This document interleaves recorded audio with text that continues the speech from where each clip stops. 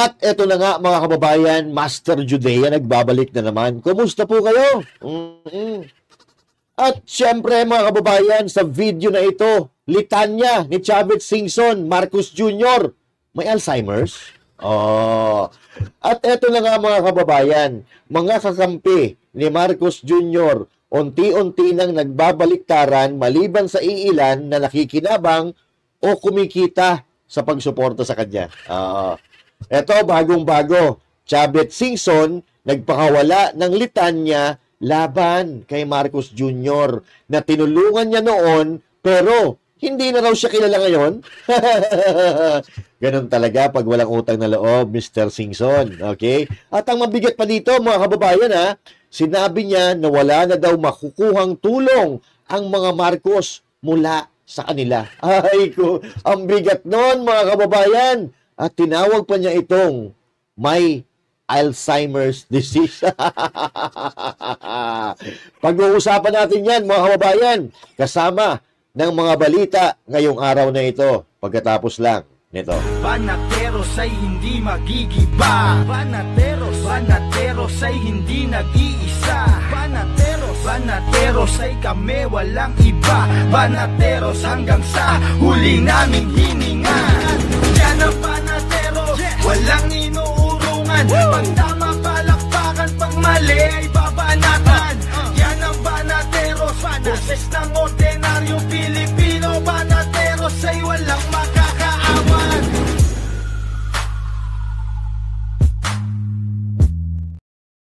At syempre, magandang araw Luzon, Visayas at Mindanao at sa mga kababayan nating OFW sa iba't ibang panig ng mundo.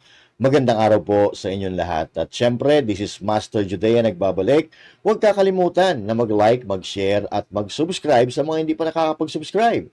I-share po natin lagi ang mga video na ganito para mapapanood din ng iba nating mga kababayang Pilipino. Alright? Syempre!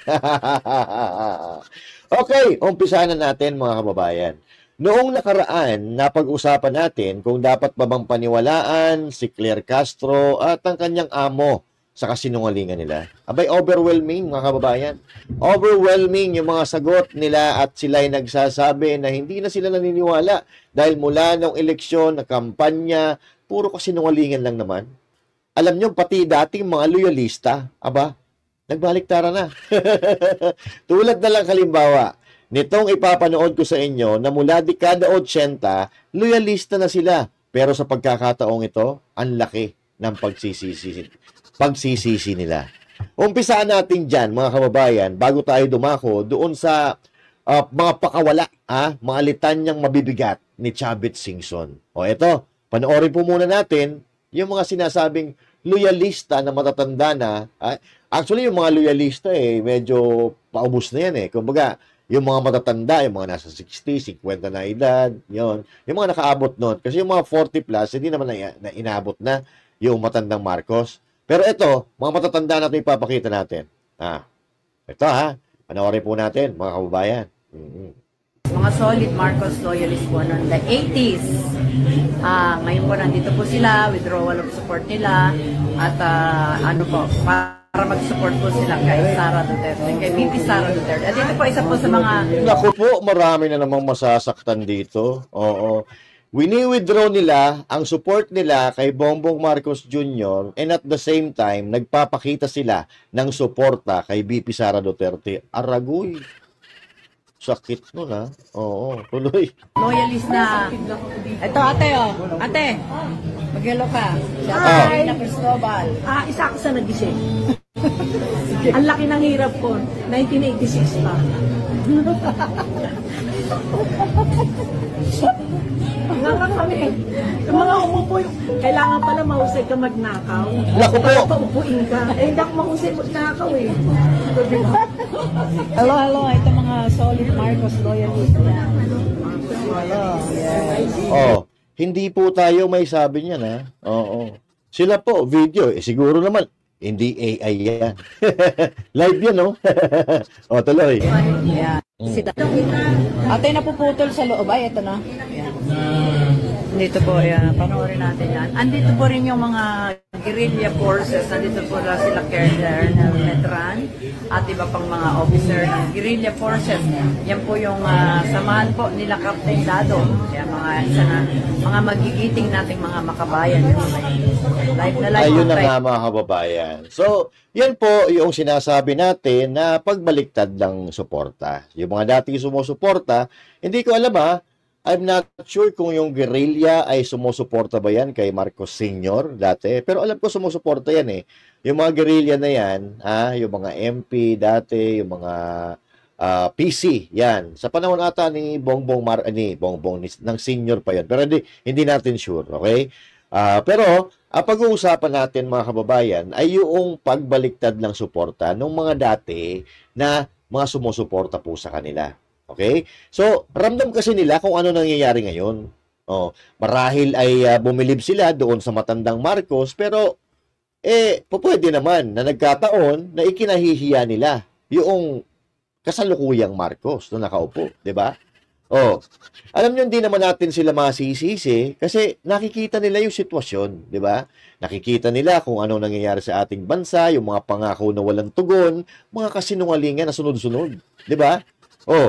At tulad ng sinabi ko kanina, mga kababayan, na isang kilalang tao na dating sumusuporta all the way, no? All the way ang pagsuporta niya to kay Marcos Jr. Pero ang laki ng pagsisisi niya kasi nung nanalo na, hindi na raw siya kilala. Walang iba kundi si Chavit Singson, mga kababayan, na nagsasabing lahat ng resources niya ay pinagamit niya para manalo sila sa eleksyon. Pero ngayon, hindi na siya kilala. Ang saklap nun, di ba? So, eto, panoorin natin. Baka sabihin nyo naman, gawa-gawa na naman ng istorya. Alam mo tayong mga DDS, lagi tayong may ebidensya.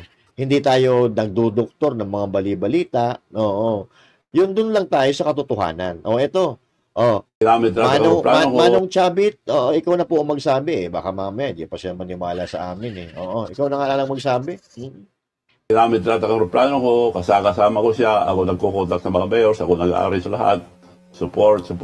Pag may banat kay Bongbong, ako nagsasagot. Pero after election, may Alzheimer na si Bongbong, hindi na ako kilala. So ngayon... Alright! May Alzheimer na si Bongbong after election, hindi na siya kilala. Alam mo, nakikita ko, no? Nakikita ko, dati, nakikita naman natin kung paano sumuporta ito sa Unity Team, no? Pinapagamit pa nito yung BMW niya, yung Baluarte Motorworks na yung mga bulletproof na sasakyan na napakalupit. Pinapagamit pa yun. Aeroplano ni Chavit Singson, lahat ng resources, mga kababayan. Alam nyo, maraming makakarelate dito sa nararamdaman ni Chavit Singson, tulad ng mga Duterte na sumuporta sa kanya. At alam naman natin, yung mga Duterte dahilan ng pagkakapanalo niya. Pero ano sinukulin niya? Katrayduran. Katrayduran sa mga Pilipino, sa mga Duterte, at katrayduran sa bansa. Dahil ipinagkanulo nila ang kapwa nila Pilipino. So yan po ang sukli ng magaling na presidente, Marcos Jr. Tuloy. Ano po ba, kanino kayo mas malapit? Kay President Bongbong Marcos or kay Senator Amy? Kasi, malapit naman ako dahil tinutulungan ko sila tuwing eleksyon. So, ito na siguro last na pag-support namin sa mga Marcoses dahil hindi na kami kilala. Naku po! Yun ang mabigat dun no? Kahit pa paano kasi, mga kababayan, itong si Chavit Singson, popular ito Kumbaga may may anghang ito Kumbaga, maraming pera, maraming resources. May sinabi sa politika, 'di ba? At kahit pa paano, marami itong nahahatak din na botante. Kasi siya lalo, sikat na sikat ito dyan sa norte. Pero ngayon, mga kababayan, siya na mismo ang nagsasabi na wala ng suporta na manggagaling sa kanila patungkol sa kandidatura ng mga Marcos. Naku po, ang sakit to. Alam mo, ramdam ko yung nararamdaman ni Chavit Singson Tulad din ito ng nararamdaman ng mga Duterte, ni PRRD, ni BP Sara Duterte, at ni Pastor Apollo Sikibuloy. Si Pastor Apollo Sikibuloy ibinuhos lahat ng tulong kay Marcos Jr. nung kampanya nang wala ni isang kusing nakapalit. Oh, lahat ng eroplano, mga bus, mga istasyon ng SMNI, oo, ipinagamit yan ni Pastor Apollo Sikibuloy para maipabahagi niya, maiparinig niya ang kanyang plataforma, marinig ng taong bayan. Oo. Lahat ng mga sound system, yung mga pagod, lahat ng manpower ng Kingdom of Jesus Christ, ginamit yan ni Bongbong Marcos na ni piso, wala siyang ibinigay. Pero anong ginanti niya? Kinawawa niya ang SMNI. Kinawawa niya ang SMNI at hanggang ngayon si Pastor Apollo Sikibuloy nakakulong pa rin. Nakakulong pa rin doon sa mga akusasyon na gawa-gawa at hindi nila kayang patunayan itong mga bintang nila. Kaya anong ginagawa nila? Hinuhostage nila si Pastor Apollo Sikibuloy doon sa loob. Kinakawawa nila. Yaan ba ang ugali ng dapat nagpapasalamat dahil ito ang mga medium, ito ang mga naging dahilan kaya siya ay nakaupo dyan ngayon, pero ano sinukli niya? Kawalan ng utang na loob. 3 taon nang nakaupo, pero ano nangyari sa administrasyon? May nagawa na ba? May natupad na ba sa mga ipinangako niya? Wala. Nga. 'Di ba? Kaya sino ang siraulong magtatanggol sa isang tao na mahirap pagkatiwalaan ang mga mismong salita niya? 'Di ba? So, kaya natin ipinagtatanggol yung mga Duterte dahil yung mga Duterte, lalo na si Pangulong Duterte, marami ang nagawa sa Pilipinas. So, sabihin nyo nga sa amin, okay? Enlighten us kung bakit kailangan namin ipagtanggol, kailangan namin puriin si Marcos Jr. Ipaliwanag nyo nga sa amin. Huwag niyong sasabihin na dahil siya ang nakaupo ngayon. Paano mo ipagtatanggol ang isang tao na wala naman nagagawa para sa iyo at para sa mga Pilipino? Inaagrabyado pa ang mga Pilipino dahil taon-taon kompleto ang pondo ng mga Pilipino, kompleto ang pondo ng Pilipinas, pero ano nakita natin? Wala. Ang ginagawa nila, pagsangga sa lahat ng mga kritisismo patungkol sa kanila. Ipakita nyo nga sa amin kasi baka hindi lang talaga namin nakikita na may nagawa na pala itong administrasyon niya. 'Di ba? Maliban sa pagpapabagsak sa mga Duterte, baka mayroon pa silang nagawa na hindi pinapakita sa mainstream media. Hindi pinapakita sa social media. Maliban doon sa pagpunta-punta kung saan-saan. Sa pagiging engineer, pagiging teacher, pagiging mangingisda, pagiging kung ano-ano pa. Kasi walang ano yun. Walang kagat yun. Dapat nakikita ng dalawang mata, naririnig ng dalawang tainga at naaamoy ng dalawang ilong. Yun ang ebidensya na hinahanap ng taong bayan. Hindi yung mga bubulaklak na salita, puro pangako na nagtatanga-tangahan na kunyari hindi niya alam ang nangyayari sa bansa niya. May natupad na ba sa mga pinangako niya? So wala lang magtitiwala sa ganyan. And even Chavit Singson saying that hindi na siya kilala nung nanalo na. Ano pa bang ebidensya ang gusto nating makuha? Pero katulad ng sinabi ko, kung nakikinabang ka, lulunukin mo lahat yan kahit labag sa kalooban mo dahil nakikinabang ka. Ang sabi nga nila, ang maglalakas ng loob na magtanggol sa kamalian, ay may sayad. Mga kulang-kulang. Di ba? So, Chavit Singson na yan, mga kababayan. Ewan ko sa inyo, kung ano pa ang sasabihin nyo dyan, kung kaya nyo pa ipagtanggol. So, ngayon po, ang support nyo, kung sakaling tumakbo si Vice President Sara sa 2028, will be with I will Vice support President. her. Okay. Aragoy. Aray ko. Pag tumakbo daw si VP Sara sa 2028, I will support her. Ay, ang sakit naman yan sa mga loyalista nga. Oo. 'Di ba? Yung mga loyalista nga na mali na ipinagtatanggol pa. Ang mga tawag diyan sa mga nagtatanggol sa kamalian, may sayad. Kung hindi may sayad, bayad. Yan. Mga kapatid, speaking of bayad, noong mga nakaraang buwan, bago mag-eleksyon, mga nakaraang taon, sabihin na natin, na maraming vloggers na binayaran. Umamin pa nga yung isa na siya daw ang pinaka-high-paying vlogger sa mundo ng politika. Umamin po siya na siya ang may pinakamalaking bayad sa mga vloggers na binayaran para sirain ang mga Duterte. At marami pang vloggers ang napatunayan natin with ebidensya na sila ay bayad. Di ba? Pero aminin nyo, na nahimik sila ng ilang buwan, di ba? Hindi natin sila narinig na nagko-content laban kay BP Sara, laban sa mga Duterte at laban sa kaalyado ng mga Duterte. Sa madaling salita, naglaylo sila, mga kababayan. Naglaylo ata yung mga financier nila kasi wala namang pakinabang. Kahit anong paninira nila sa mga Duterte, sa mga kaalyado, hindi umubra. 'Di ba? Kaya siguro natigil sila doon sa pagbanat sa mga Duterte, nagpahinga sila. Pero kasi imbis na bumagsak yung mga Duterte. Imbis na bumagsak yung mga Duterte na binabanatan nila, lalong minahal yung mga Duterte. At yung mga amo nila na nagbabayad sa kanila, ang nalubog sa kangkungan, mga kababayan. Kung pagbabasihan natin, napakarami ng mga survey na nagdaan. Laging lagapak sa survey ang kanilang mga amu-amuhan. Di ba? Ang daming survey na nagdaan. Pero ngayon, mga kababayan, napapansin ko, ang dami na naman na nagko-content para sirain, pabagsakin ang mga Duterte at ang mga kaalyado sa politika. Ang ibig sabihin ba nito, payroll activated na ulit? Wow!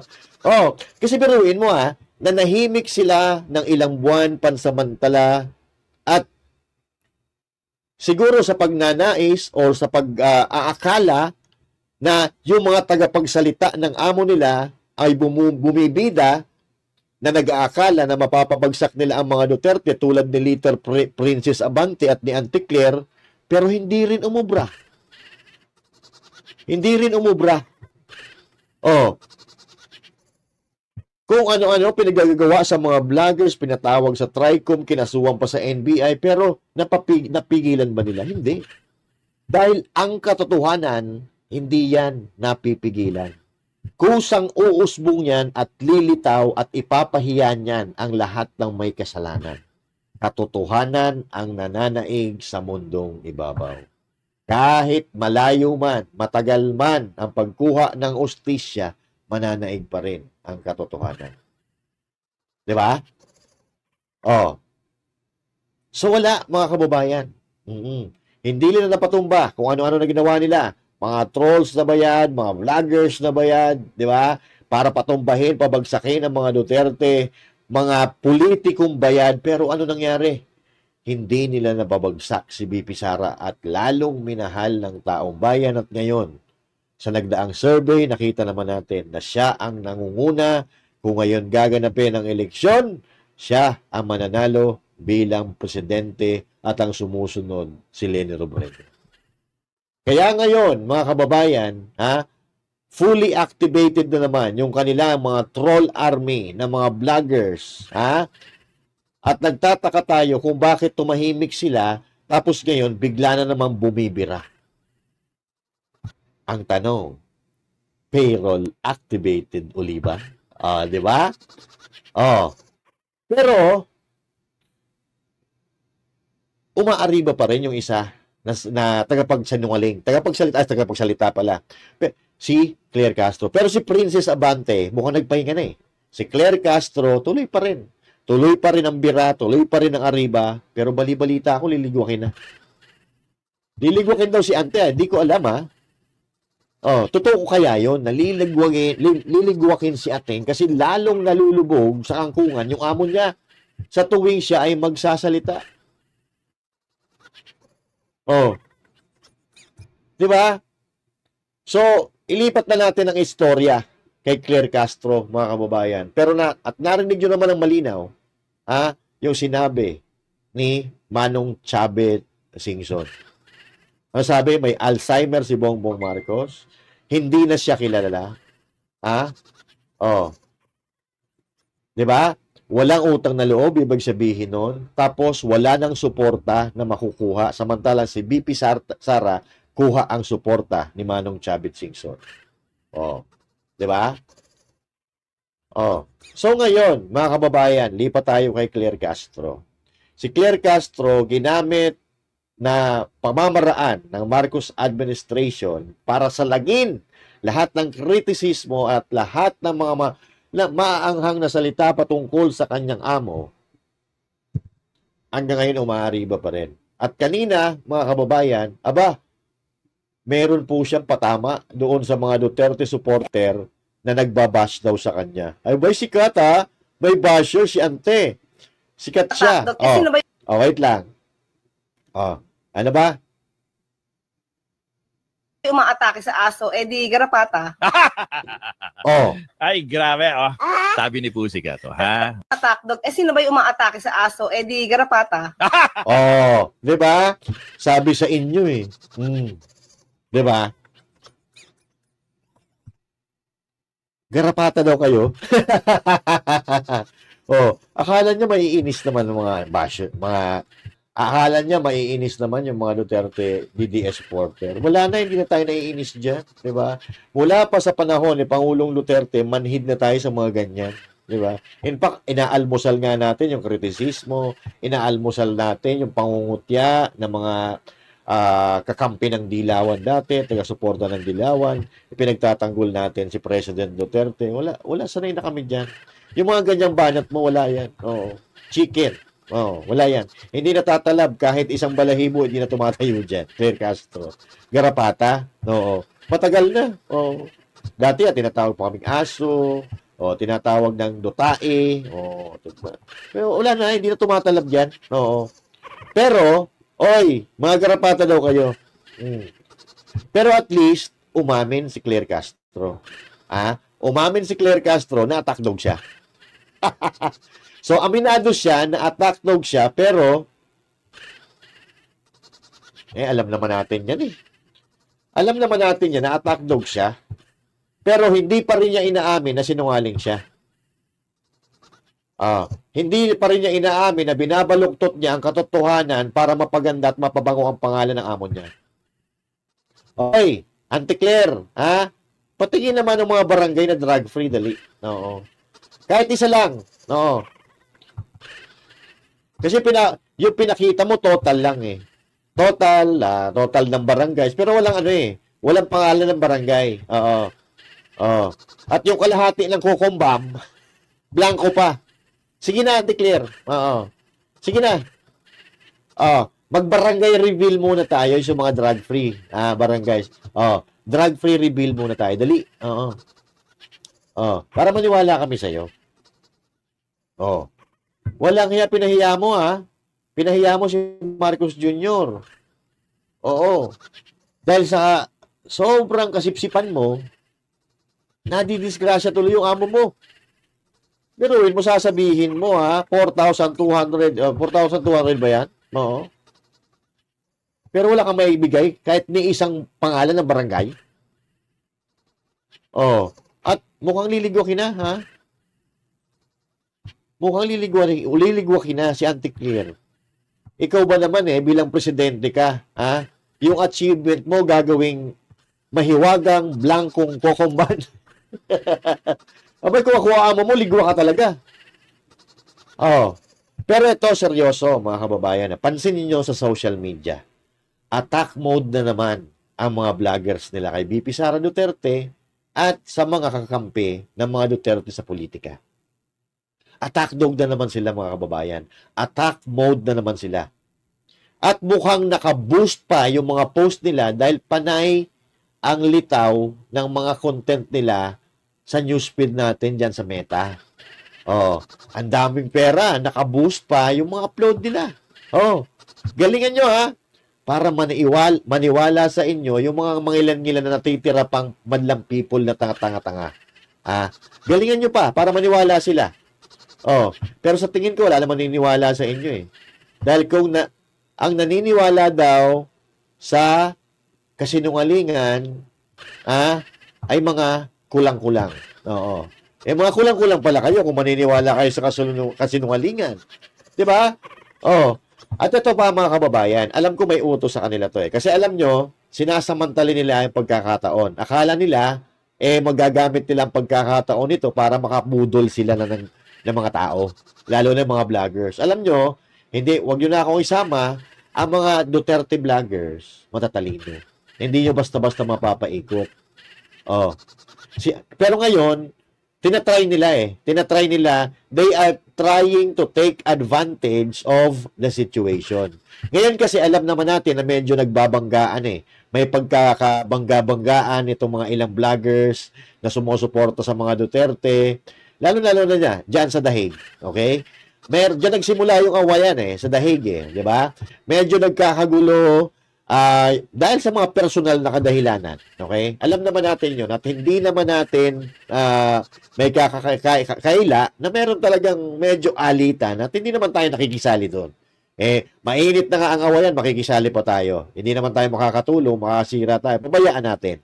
Pero, etong pagkakataon na to, itong sitwasyon na ito, sa tingin ko, ginagamit na pagkakataon itong mga loyalista nga vloggers, itong mga Talyano vloggers, para kunin ang atensyon ng mga Duterte supporters. So, tingnan nyo, nag-aaway-aaway na sila. Uy, mga ulol! Hindi tanga ang mga Duterte supporter. Akala nila magagamit nila yan para pabagsakin ng mga Duterte at makuha nila yung mga supporter ng mga Duterte. No! Hindi mangyayari yon. Alam nyo, yung mga Duterte supporters, kahit magpatayan yan, magkikita-kita yan doon sa pinaglalaban. Magkikita-kita yon doon sa pinaglalaban, sa dulo, kundi ang mga Duterte. Huwag kayong umasa na dahil nag-aaway-aaway ang mga yan, papanig sa inyo, lilipat sa suporta ninyo. Nagkakamali kayo doon kasi di naman mga mukhang pera yan. Hindi mukhang pera. Hindi nagpapabayad. Oo. Wala eh. Kumbaga, nating tulos eh. Ito, kung yung pagsuporta sa mga Duterte, paninindigan na lang to. Kasi sumusuporta sa mga Duterte dahil maraming nagawang mabuti sa bansang Pilipinas. Ikumpara mo ngayon. Uy, kumukulog-kulog ikumpara mo ngayon, may nagawa na ba? 3 taon na. Diba? Nagkakamali kayo kasi wala. Hindi nyo mabibilog ang utak ng mga Duterte supporter. Kahit sabihin nyo pa, mga tanga, mas mabuti ng maging tanga na sumuporta sa maraming nagawa kaysa maging tanga sa sumuporta doon sa walang nagagawa kundi puro kasinungalingan lang. Diba? So, ganun lang ang logic doon. Magpapakatanga ka na rin lamang doon ka sa may nagawang kapaki-pakinabang. Diba? Kung magpapakatanga ka doon sa walang silbi, inutil, salot pa ng lipunan ng bayan. May patong-patong yan, nakatangahan. Kaya huwag kayong umaasa na itong mga nag-aaway-away ng mga vloggers na sumusuporta sa mga Duterte, makukuhan nyo. Kasi hindi naman mga adik yan eh. Hindi naman mga bangag yan. Hindi katulad ng iba, napakitaan lang ata ng numero, bumaliktad na. Ito sasabihin ko sa inyo, sa mga sumusubok na paghiwa-hiwalayin ang mga Duterte supporters, hindi kayo obra. Because at the end of the day, hahantong pa rin yan. Hahantong pa rin sa iisang common denominator. Ang pagsuporta sa mga Duterte.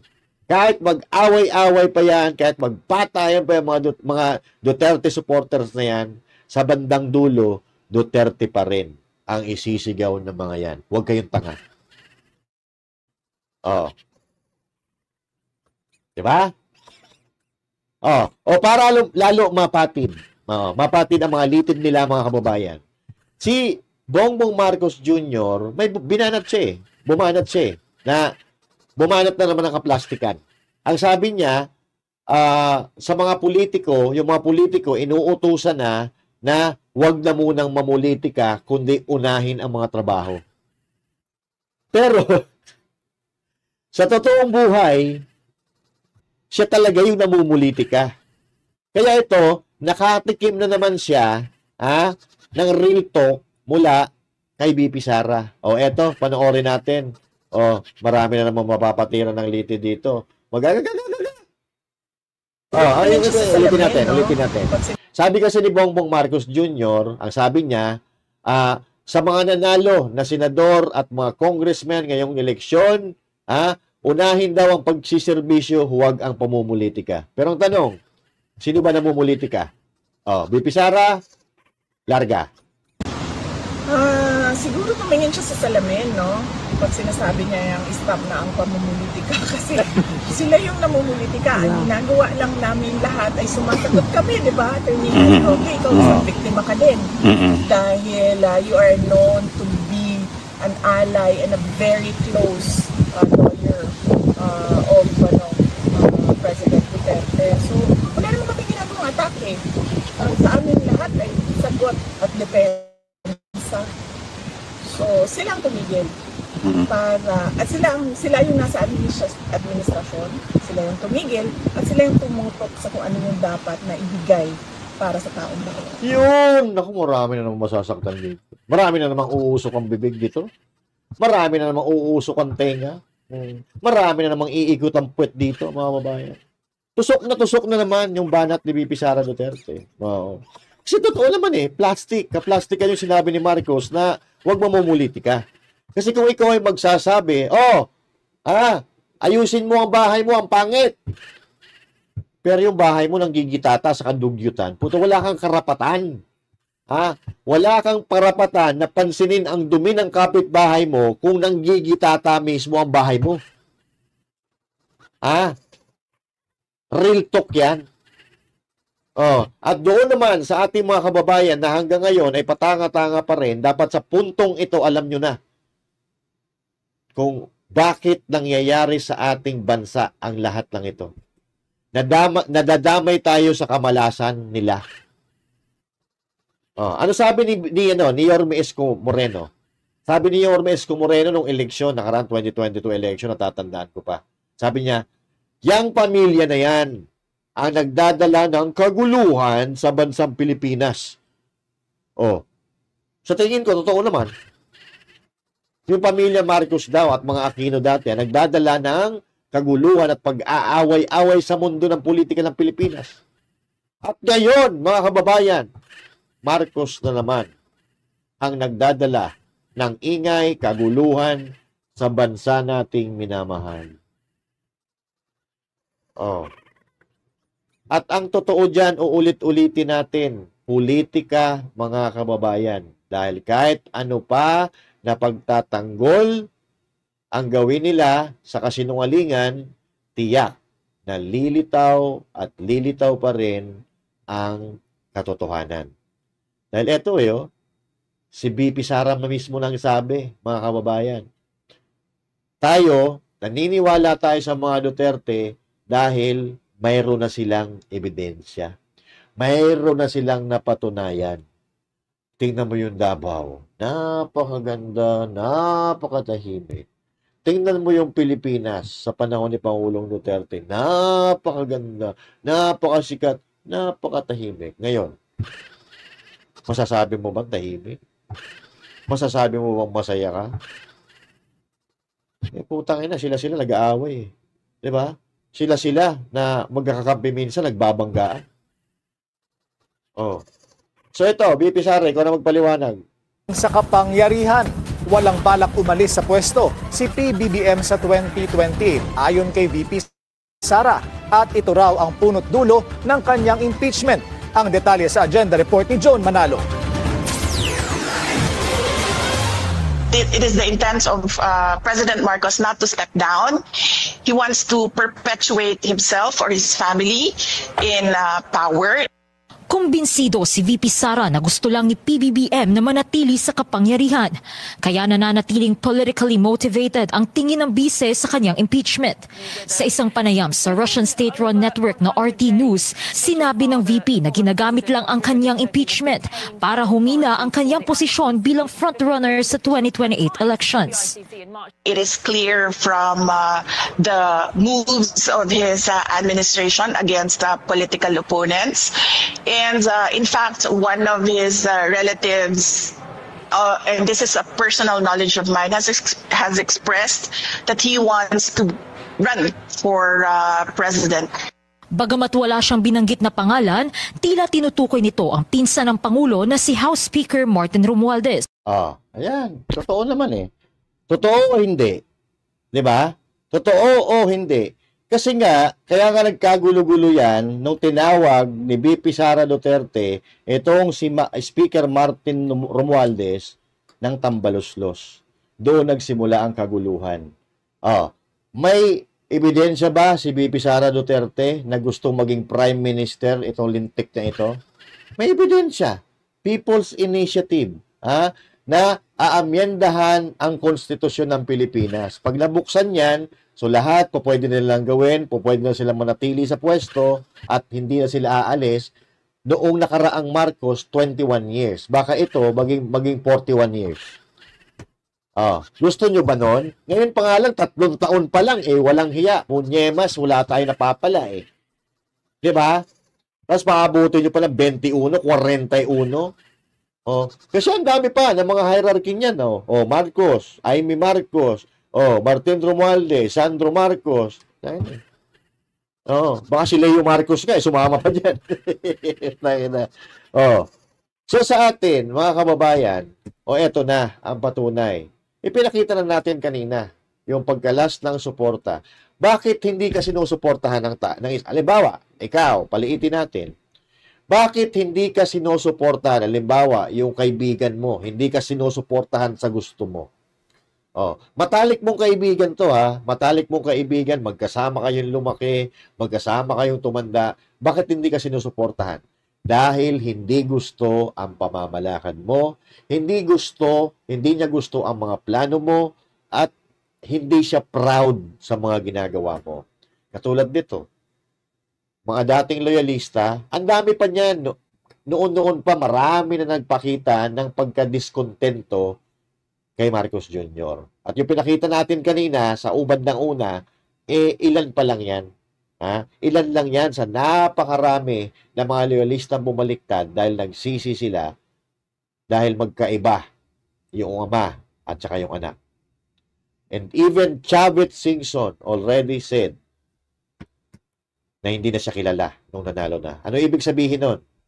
Ito yung mga tao na pag nakuha na yung kailangan nila, it's a puwera ka na. Hindi magandang ugali yun. Walang utang na loob, manggagamit, mambubudol, at kung ano pang nararapat na word dahil sa mga gawaing ganyan, mga kababayan. Pero mo, Chavit Singson, influential politician, influential